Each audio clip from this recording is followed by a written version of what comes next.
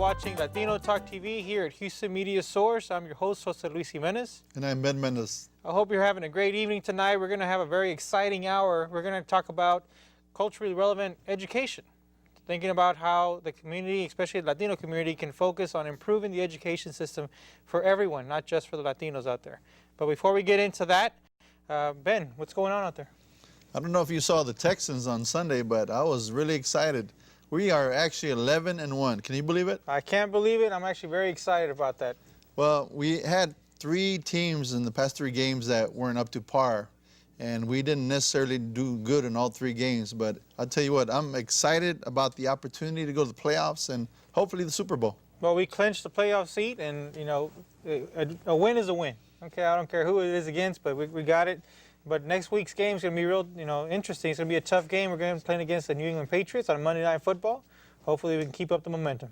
Well, we're fighting for home field advantage. So I'm excited about the opportunity. As I said before, this is the first time that Texans really have a chance at the Super Bowl. Hey, and if you're out there right now watching, if you got any extra tickets, we'll be happy to take them off your hands. We'll go in your place anytime, right? That's right. What else has been going on out there? Well, the Kansas City defensive back, Mr. Belcher, committed suicide after killing his girlfriend, the mother of the child that he had 3 months ago. It's an unfortunate thing that happened.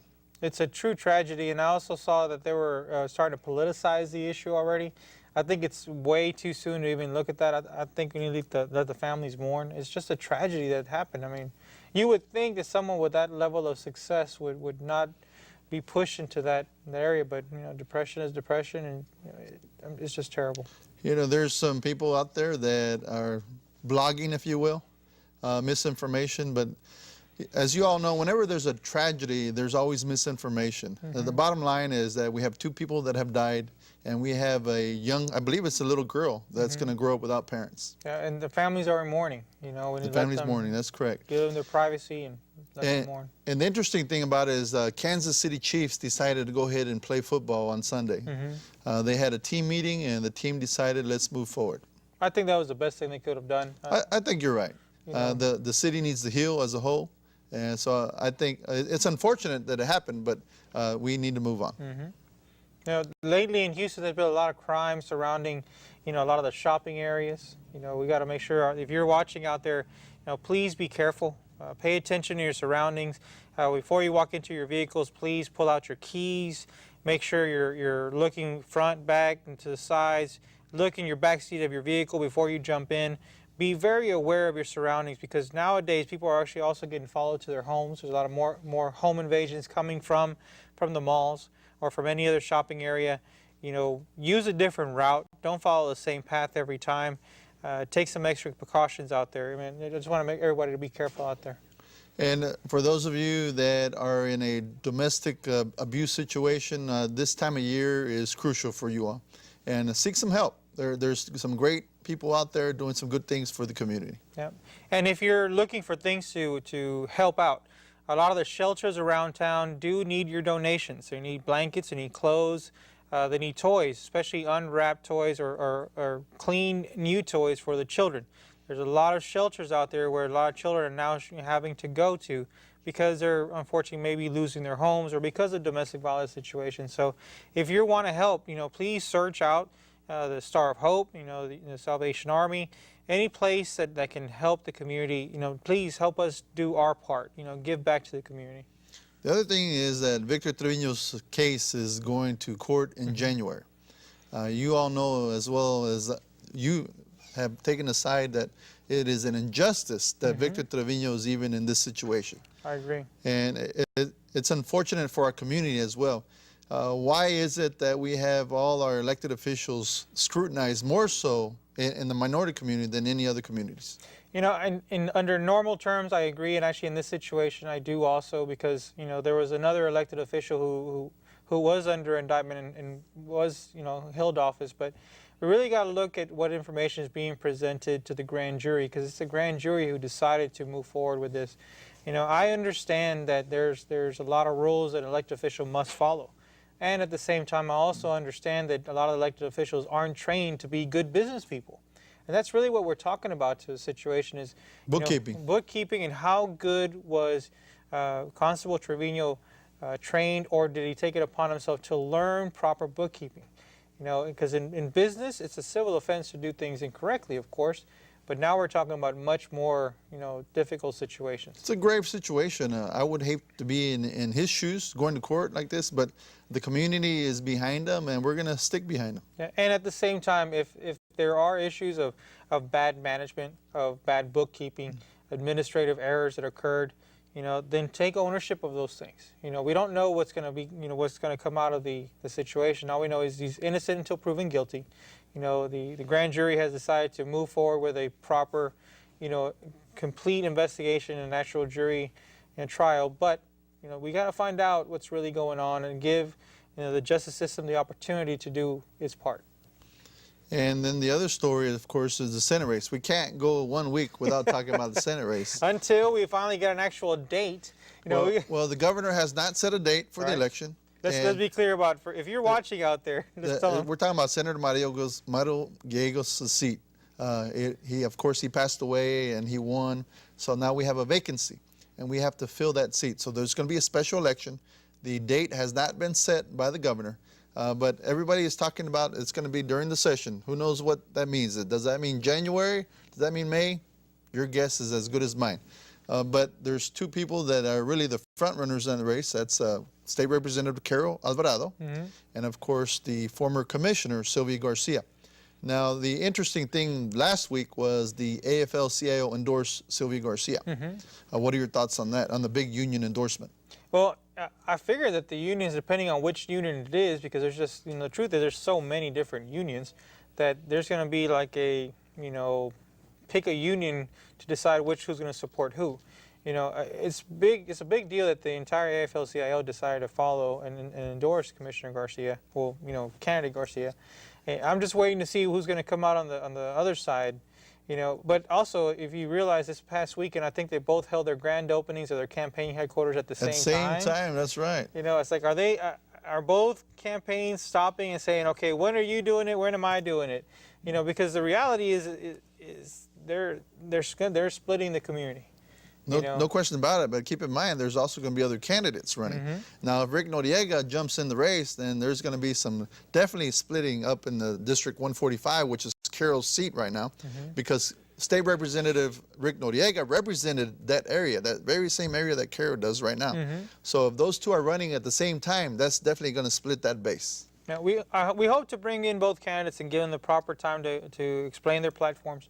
And I support both of them because they're both great candidates. And we just got to figure out at the end of the day what the people want. And truth is that we have to help the governor hurry up and make a decision and get it over with, because I personally think the governor is going to drag his feet until after the session's over, to keep, the representation out of the Senate.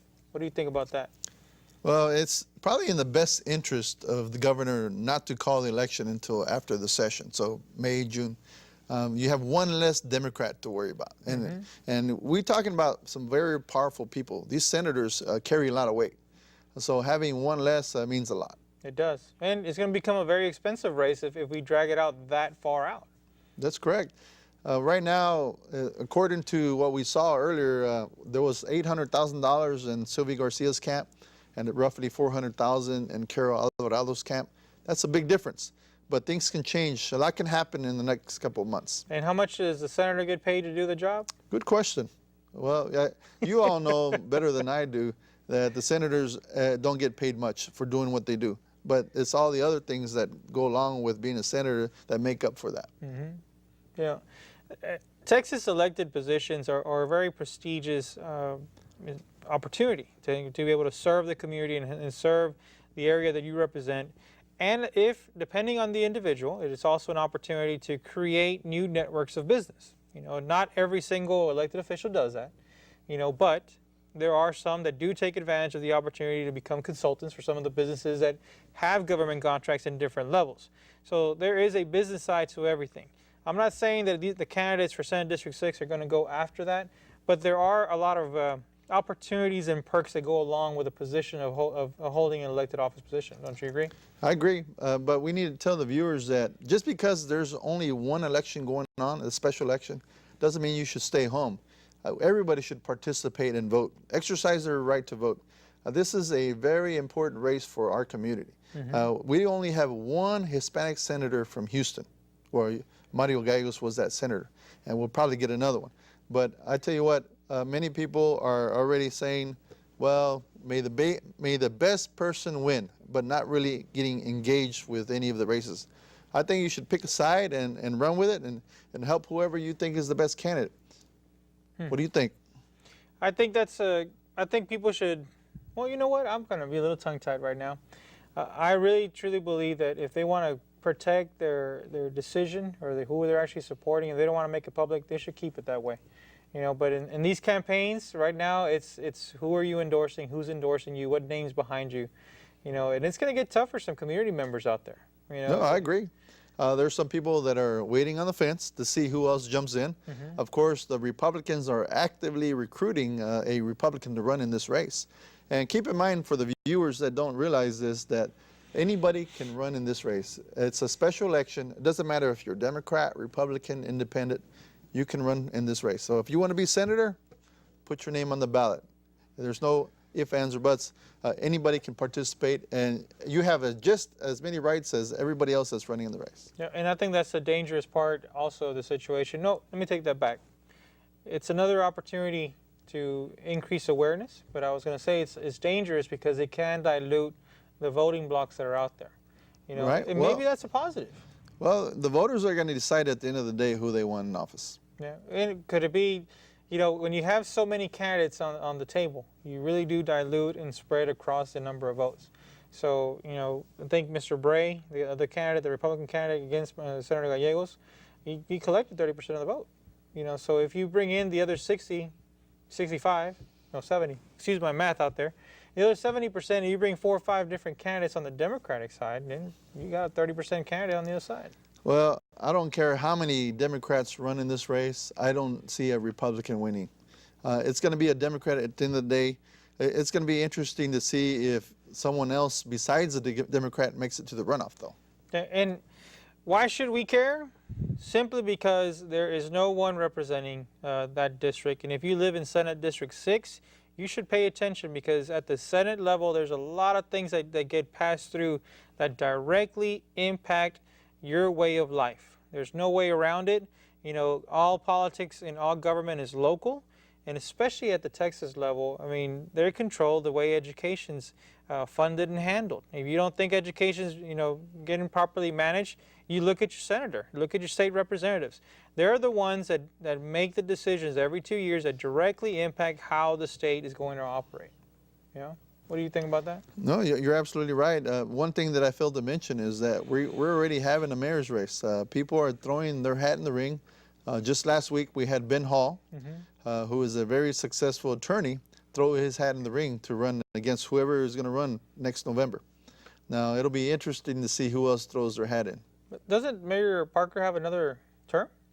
Well, she has, well, let me kind of backtrack for the viewers. There's a rumor out there saying that she might take an appointment by Obama.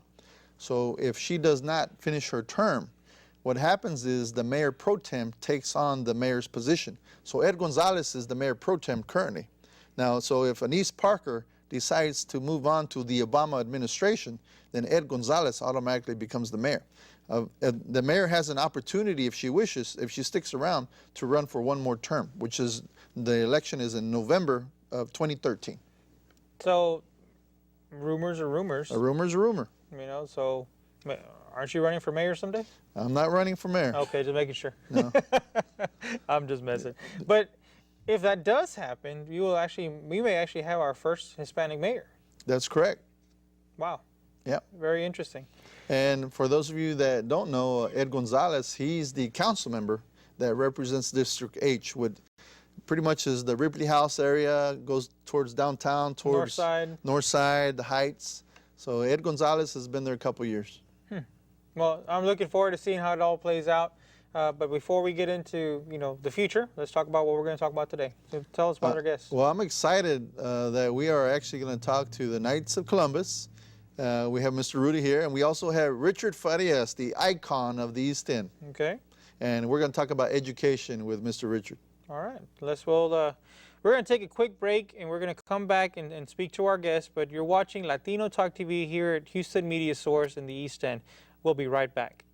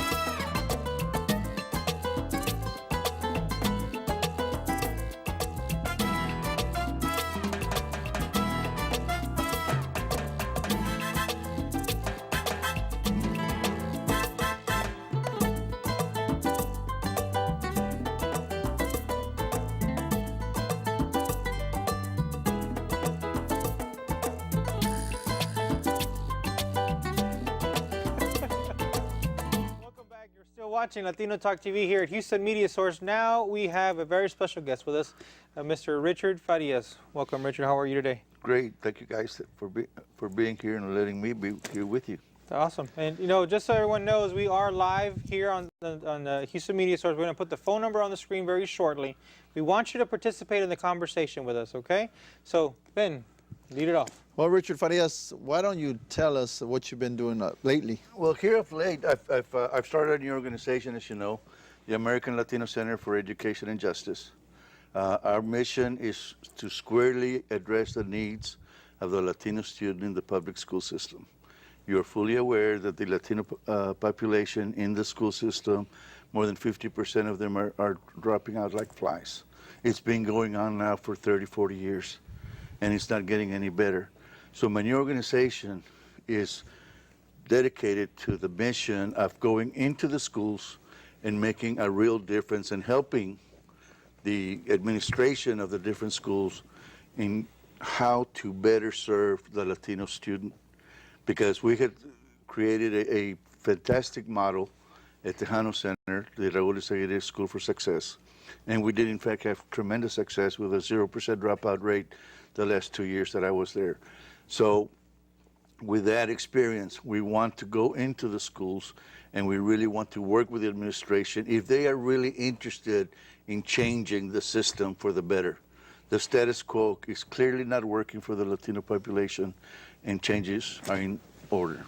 Well, for the viewers out there, Mr. Richard Farias used to be the president and CEO of AMA, the Association for the Advancement of Mexican Americans. Correct. And also for the Tejano Center. So he has extensive knowledge in working with kids, and my hat's off to you because you've done a great job working with our youth. I've seen many of the programs that you have started. My hat's off to you. Thank you. Thank you very much. So what are some of the things that let's say your viewers are out there and they say, okay, so why should the Latino student be treated any differently from the rest of the students? Why should Latinos, be segregated from the Anglo students, from the African American students, from the Vietnamese or the Asian students. No. Why should we pay attention to that? The reality is that every student deserves an equal chance, an equal opportunity. That is what's missing in the public school system. You know, the African American community is losing as many kids as the Latino community is losing.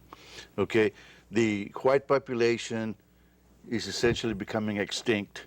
Okay, most of the schools in Harris County, not just Houston, are growing their Latino population, and Houston is more than 50%, it's closer to 60% throughout Harris County. It's going from 0 to 10 to 20 to 30 to 40% Latino. Okay, Texas is becoming a totally Latino state. The country is becoming a totally Latino state. So it's not so much that we need special preference. To the contrary, all we're really asking for is equality in education. And that hasn't happened to this point. And what the system fails to take into consideration that a lot of these kids come from deprived and impoverished homes. You know, and that's not taken into account. And all the problems that these kids have in their home environment, they bring right into the classroom. And nothing is considered to do something with that so that we can better be prepared to teach those kids in a way that they will learn for the long term and become successful. That brings me to the next question. You know, we have about 92% minorities in HISD. Is that correct? Correct. Approximately 92%? Yeah, it's right at 92%. Okay. So where are the Anglo kids going to school then? Are they going to private schools, or are they going outside of HISDs? Where do they go? There's a lot of kids that have gone into the suburbs, okay? But even then, the suburbs are still growing the Latino numbers. I've been working out in the Cypress area, which has traditionally been primarily Anglo school district. That has changed. They're telling me that their populations are 30 and 40% Latino now. But where are they going to school? I mean, they have to be going somewhere. And I know we have plenty of Anglos in the city of Houston. Well, but you got to remember that the Anglo community is the oldest community in the Houston area. There's less and less young Anglo kids in schools all over Texas. And so, yeah, I mean, I don't know where some of them are going. Obviously, not all of them are growing not all of them are old yet. But the reality is that Latinos and the African American population are the youngest community in Texas and in Harris County specifically. And so that's what we have to worry about. Frankly, I don't know where they're all going. Okay, all I know is that there's less of them than there ever was before. And so we've got to deal with the reality that the school districts in the area need to be better prepared to work with Latino students, particularly when so many of them are minority kids that are coming in from other countries, not just Mexico, but from all over Central and South America. And they're coming in as monolingual in Spanish. And there's no population or staffing in many of these schools that can deal with monolingual Spanish kids or parents, which is why parents are basically left out of the program, out of the system, because there's nobody there to work with them. There's nobody there to make them feel welcomed into the schools. So it's some real challenges right now that are going on. And you know, the important thing is that the school districts own the issue, own the concern. It's not just a concern of the Latino population. It should be a concern of all Harris County, because we are going to be the majority and we are going to control the economics of this country. And so the sooner they understand that, the more effort they're going to give to educating our students much better than they have in the past. So, you know, and I'm a big believer that, yes, you have to culturally connect and you have to, you know, customize the way you reach students. And some would say, do you really have to change it that much, or are you just pandering to the population? You know, when you start looking at things, and of course I'm playing devil's advocate here because I understand that. there are situations, certain, you know, it becomes a socioeconomic difference. You know, the segregation becomes more money than race. Yeah. So should they just focus based on ethnicity, or should they focus based on the economic levels of the families? Well, you know, I think that what happens here, or what should be happening, is equality, okay? If you come in and you're already 3 or 4 years behind grade level, it makes no sense to teach you at a senior high school level when you're still functioning at a junior high level. So you've got to make changes and adjustments to deal with the population that you're serving. You can't, the days when you can just generally teach everybody in the same way, those days are far gone, because today the reality is that children do need individualized instruction. Special ed students have forever been receiving special services. Well, who decides who needs those special services? The federal government has come up with Title I funds for schools that are dealing with minority children, with low-income children. Okay, those monies need to be used more appropriately, and I think it behooves everyone to look at how those monies are being utilized and making sure that those extra monies that are coming into the school district for the purposes of better serving minority, low-income children that money is actually going for services for those kids, and that's not really happening. I'm a parent, and I was actively looking for a school that had a high score, if you will, on some of the tests that they have to take. And so I sent my son to the Tejano Center, which is where you were at the time. And I will tell you, it was an eye-opening experience for my son, and I'm glad that I sent him there. It's my understanding that you have like a 98, 99% graduation rate. Is that correct? That is. Or used to. That was the case when I was there. Okay. Yeah, absolutely. That when we talk about students or actually schools that have a very high percentage dropout rate, why is it that we cannot follow this same model that Richard Farias implemented over there in HISD? We have a lot of schools that continue year after year after year have a high dropout rate. Well, I think, not speaking on behalf of HISD, but my wife's a teacher, and I keep hearing the stories all the time. And so some of the other educators, charter schools have the right to not accept a student. That's Is that not correct? true. That's not true? That is incorrect information. All right. Yeah, absolutely incorrect. But can you kick them out if they're not performing? Not if not they're performing. You're Or not supposed to performing, provide them whatever services they need. Now, if they break the law, that's a different story. Okay, that's in any school. Okay. It doesn't matter charter or not. But if you're in a charter school, open enrollment charter schools are supposed to be taking any child that comes to that school, and that school is supposed to be able to provide the necessary educational services and social type services for those students. But it's open enrollment campuses. That's correct. And all charter schools are open enrollment except those that are part of the regular school district. Like Houston has what they call campus charters, okay? Those campus charters are still controlled by the school board of HISD. But open enrollment charters are run by either nonprofit organizations, by churches, or by colleges or universities. And those, they still have to follow the rules, and they are open enrollment public schools, and they cannot turn children down. So explain to me this whole lottery system that some of these campuses have. And so if it's an open enrollment and they're hit capacity, they have to go to lottery? No, they go to lottery when they only have they have more applicants than they do positions or openings. That's when they go to lottery.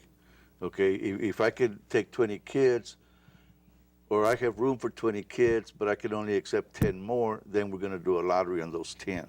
Okay, it's not a first come, first serve type of situation in charter schools. I was going to say that one of the things that I looked for also in a school is the dual language program. Yeah. And I researched, and there's only a few schools that are really good at dual language. And so I have a 4-year-old, and I was surprised when I did my research that in the East End, there's very few dual language programs. What are your thoughts on dual language? Dual language is exactly what I believe in and what I've seen work very well at the Raul Izaguirre School. Raul Izaguirre School has dual language, and there's several schools. We have it in Brownsville as well, and it works very well. It's not easy. It's still very difficult, but the important thing to me is that every child should be able to speak at least 2 languages in this country. So Tex-Mex? Tex-Mex. English. Tex-Mex doesn't count, And man. not the Ben Spanish, okay? Yeah. But Tex-Mex definitely doesn't two count. Tacos and languages. no, that's You know, the European countries require at least 3 languages, and some of them even 4. So it makes no sense in Texas, in a state that is so diverse with Latinos and Anglos, that this state should not be a dual language state.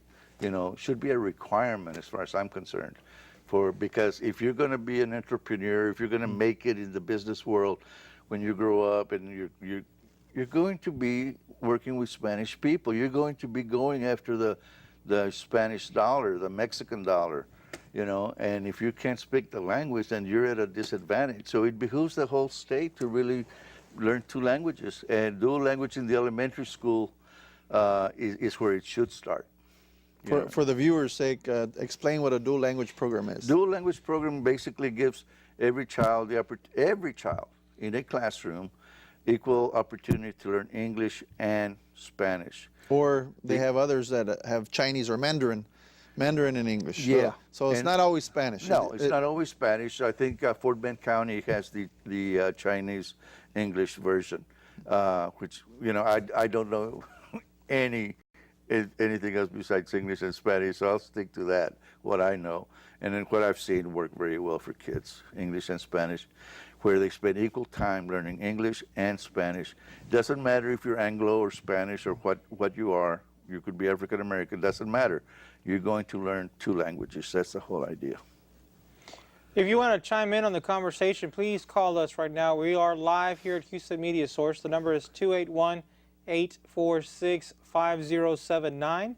That's 281-846-5079. Let us know what you think, or if you have any questions in regards to dual language programs or the education system of you know, the customization for Latinos.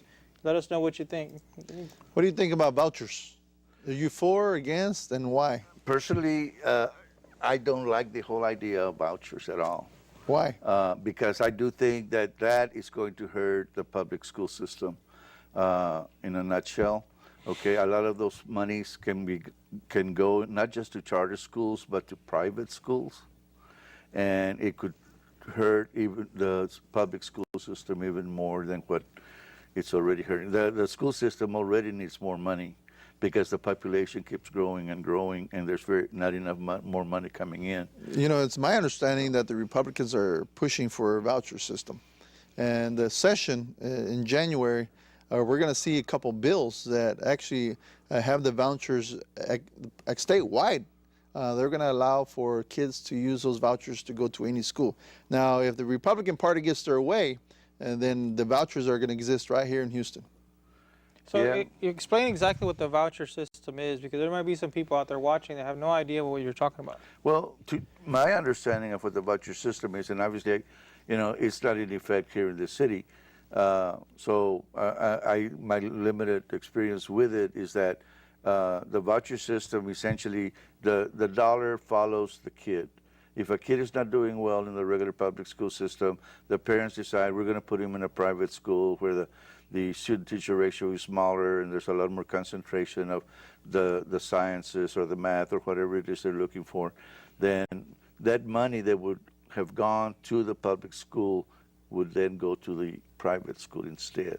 How much is it more or less for each student? Is Well- it per day? Is it per week? How do y'all do that? Per year. Well, Per I mean, year? it is per day, but I mean, you Okay. figure it out. Per year, it runs anywhere from $8,000 to $10,000 per year.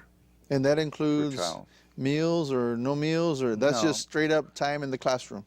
Classroom and you know, PE, that's everything. Okay. Okay, the money goes to the school. If you're a kid in Canales Elementary, you're going to go ahead and bring $10,000 to that school.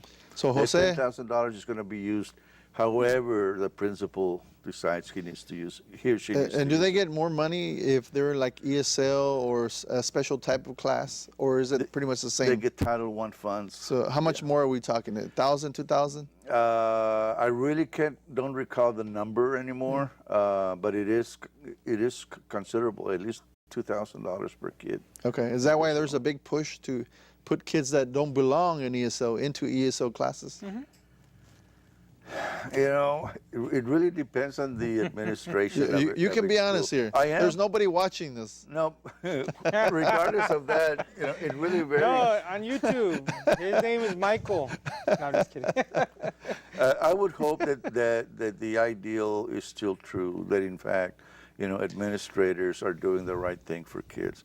You know, you have to believe in the system, okay?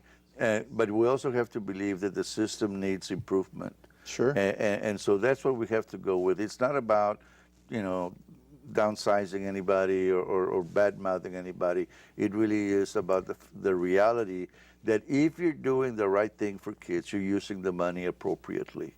You know, it's only when you start diverting the funds that are intended for bilingual education or ESL or for science or math, because there's monies that come in for all these different things, and there's extra monies that come in, so that more emphasis is put on those subjects.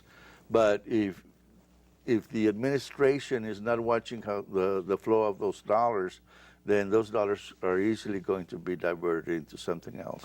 So Jose, you and I can start a school. Yeah, and that's really what we're looking at. There's some documentaries out there over organizations. There's an organization called ALEC, A-L-E-C, and if you haven't Googled it, I highly recommend you Google A-L-E-C, ALEC, and it's a pretty much a legislative organization that has, you know, representatives across the country. And one of their biggest pushes has been the voucher system.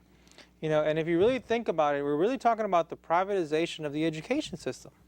Because what we're talking about is creating for-profit opportunities in the education system that has been historically a government-run entity. And if you look at it, it's really like privatizing law enforcement. You know, if you can have your law enforcement, or you can just create the franchise system.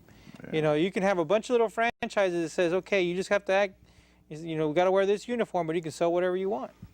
You know, and it's really, in my eyes, it can be a very dangerous situation. Absolutely. Because every school will be able to say, okay, you know what, as long as these numbers look this way, we're good, but my profit margin is what I run by.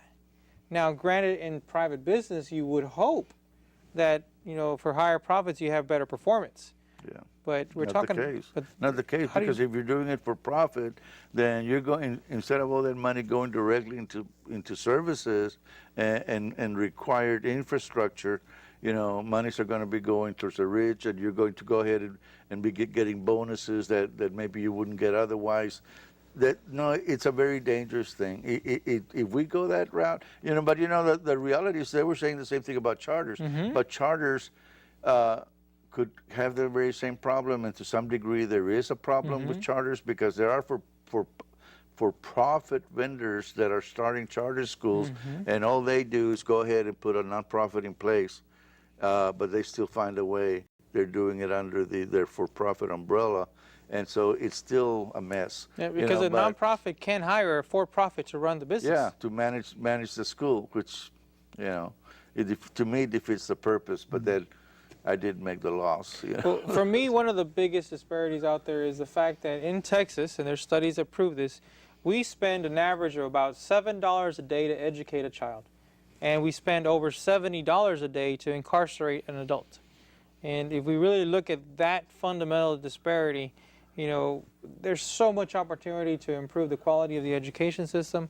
Instead of fighting over $7, I think we need to look at the fact that we're still spending $70, and we start shifting the bucket over. You know, but you know that you brought up a good point here about the justice system. Mr. Farias had implemented something very, I would call it unique for schools, which was the ropes course. Why don't you tell the viewers a little bit about what you did with the ropes? The ropes course was actually something that was available only to kids with serious psychological problems when it first started, and it was available only to people that either had a lot of money or that had really good insurance. So when I was a probation officer for 16 years before getting into the nonprofit world, even though government is nonprofit, but it's a little different. Depends on who you ask. But the whole thing was that this ropes course really is tremendously impactful in terms of building self-esteem and self-confidence in a child, and actually in adults as well. we were fortunate enough to be able to get some funds actually from United Way funding that was awarded to us to start that ropes course. But it was something that I had learned about when I was still working for the county. And so that was one of the first things that I wanted to put in, because when you're working with high-risk youth, that's exactly what these kids need. They need to build their self-esteem, their self-confidence. They need to have more trust. They need to learn how to do teamwork. And so it was a very unique situation, and I was very pleased and proud to have been able to make it part of what we were making available. And by the way, the NHPO group, National Hispanic Professional Organization, uses the ropes course as part of the Leadership Institute. So it's not just for kids. No. It's for people of all ages. And I will tell you, it was a great experience for me. I did it myself, and jumping from these poles and the ropes up there, it was something very different for me. Yeah. Well, also, I'm glad to tell you that Shell Oil has used the ropes course before, I know, and as well as staff from Houston Community College. So it's not just for kids. It really does help teamwork. And of course, that's what every business, every corporation wants, is good teamwork. So it's probably going to continue to grow. It's a very interesting program. Very few people want to work that hard, because it is a hard course.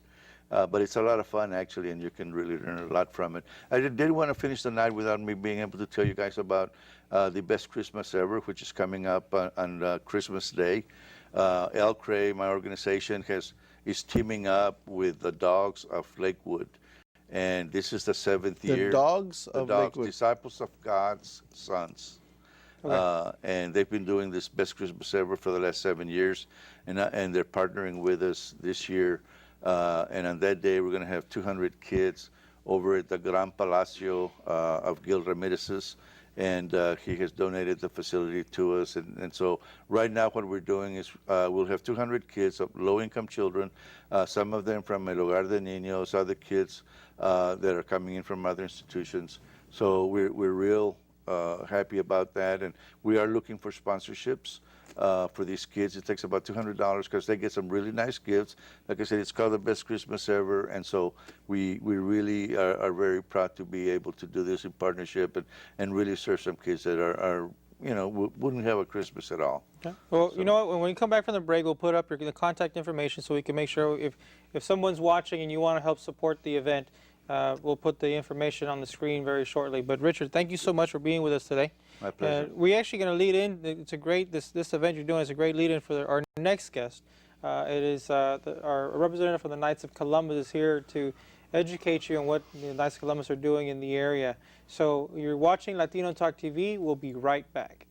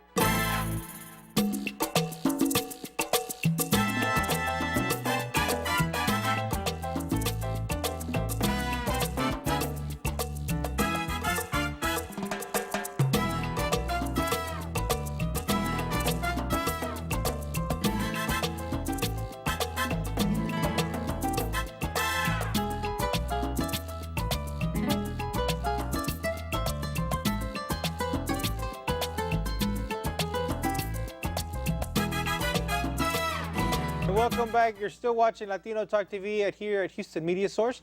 Now we have Mr. Rudy Bautista. He's a Grand Knight of a local Knights of Columbus Council. Rudy, welcome to the show.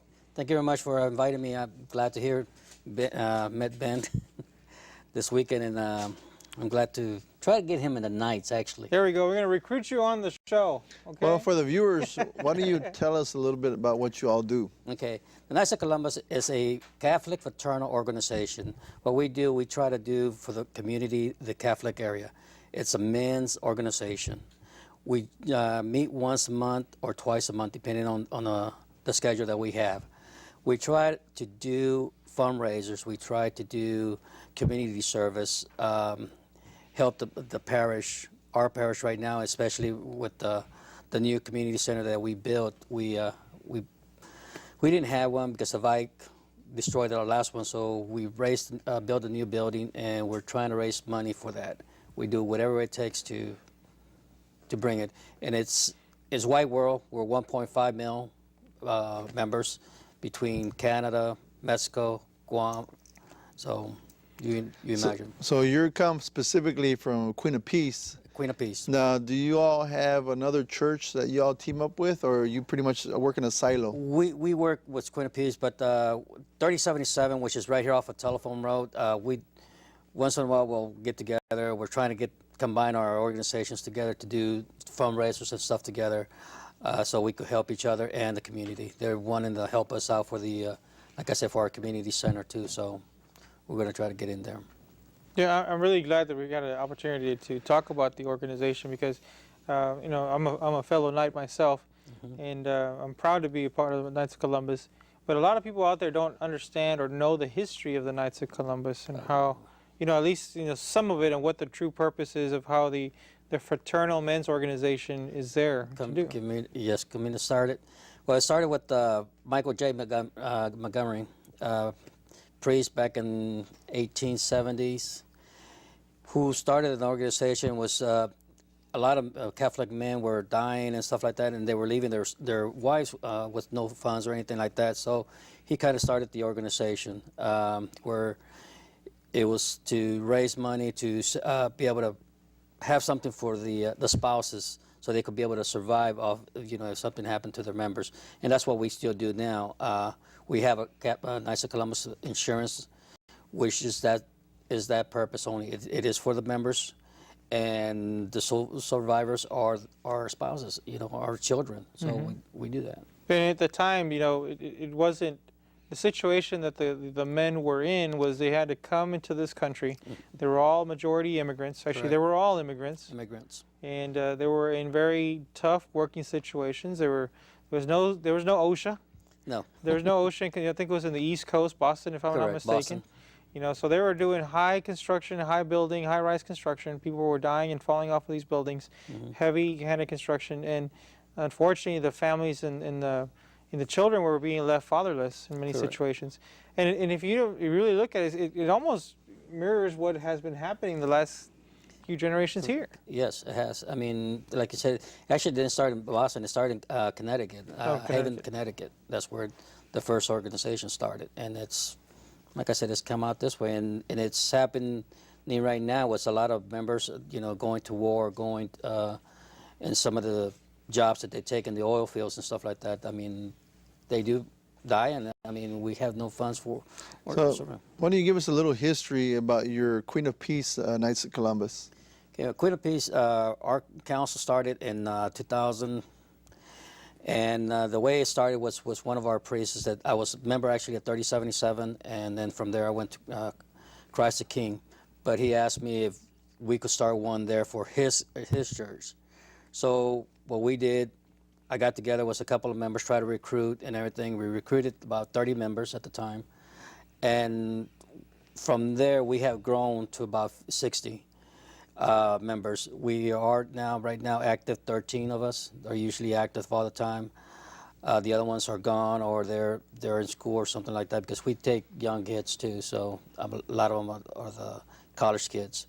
So once we started, we've been helping out from doing the Super Bowl. We worked the Super Bowl first couple of years. We made enough money to support and give funds to a lot of community members and stuff like that, ministries. Now, since we're didn't have a hall for about 4 years, 5 years now, we've been trying to raise money for it.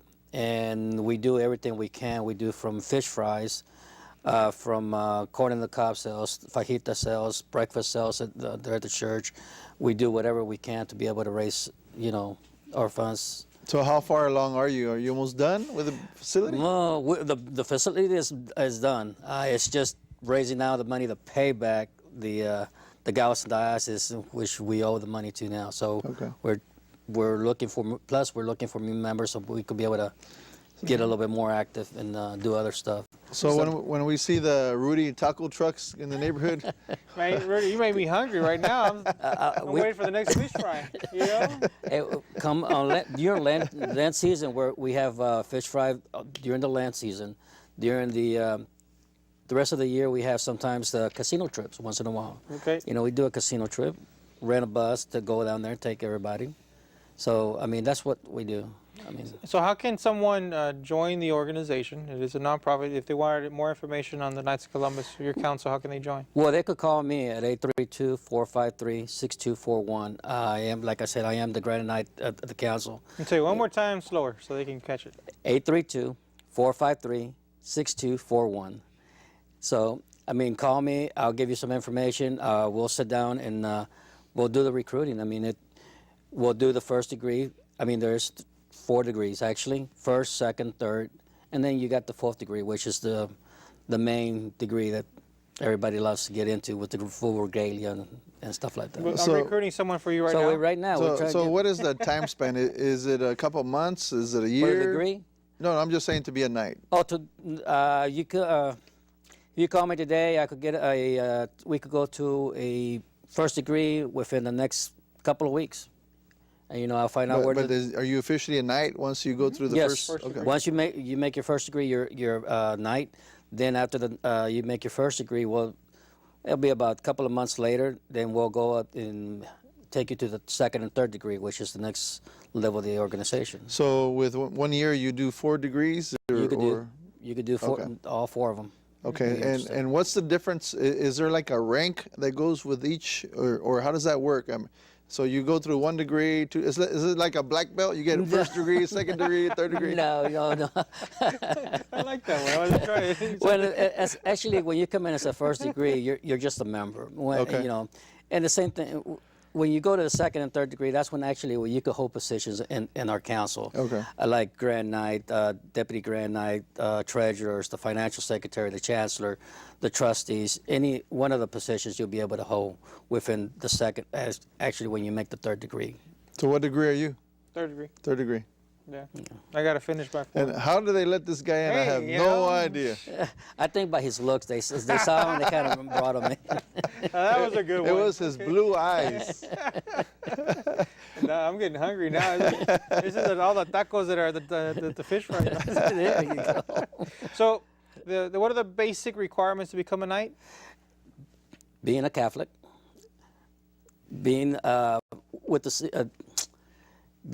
having all your sacraments done. If you're married, you got to be married to the Catholic Church. Have your first first communion and confirmation, and follow the seed of the holy. The requirements of the Holy Seed.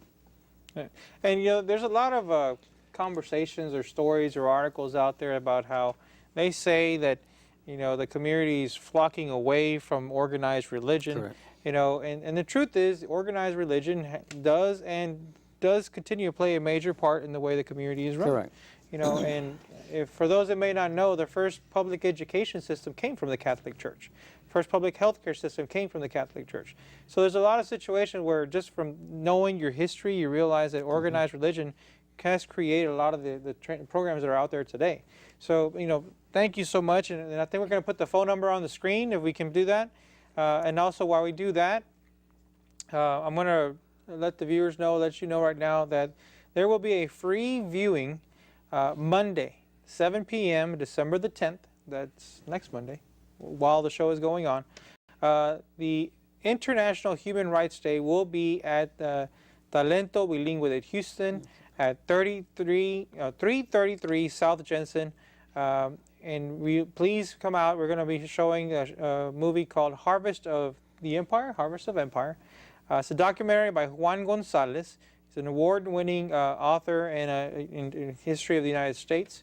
So if you're interested in learning a little bit more about that, please visit the TBH website or call 713-222-1213. Anything else you want to close out with? I appreciate you coming out. Thank you very much. I know it was a last-minute notice, but you made it. That's great. Thank you very much for inviting me and having me here on your show. No, please. And thank you for all the again, hard work we you need to do. figure out how he even became a knight. You need to become one too. Ándale. Would you like to sign the papers tonight or On the Sunday show when we- right now. Right now. What's that? Oh, wait, he has to go to church first. Oh, she was. I'm glad my priest isn't watching right now. He'll probably, no, I'll leave it alone. Anyway. We actually met at church. We I met. just want you to Oh, know you that. did? Yes. Oh, good. Yes. You go to church? Can you believe it? Wow. That's the reason why it Wow. rained today. Well, last night. And on that note, I hope you enjoyed the show tonight, and we did cover some very interesting topics. But the reality is that the only thing that can change the system is you. So if you don't like the way the education system is currently going on, if you don't like the attention that's being given to certain groups or the lack of attention to help improve certain groups, please get involved. It's in your hands to take an active role in your child's education or in your community. You know, get involved with the Knights of Columbus. Get involved with any nonprofit organization that's around town that's helping out in the community. It is in our hands to help change the way Houston is growing. So, and by the way, if you don't know this, Houston is growing every day. We're one of the hottest economic communities out there.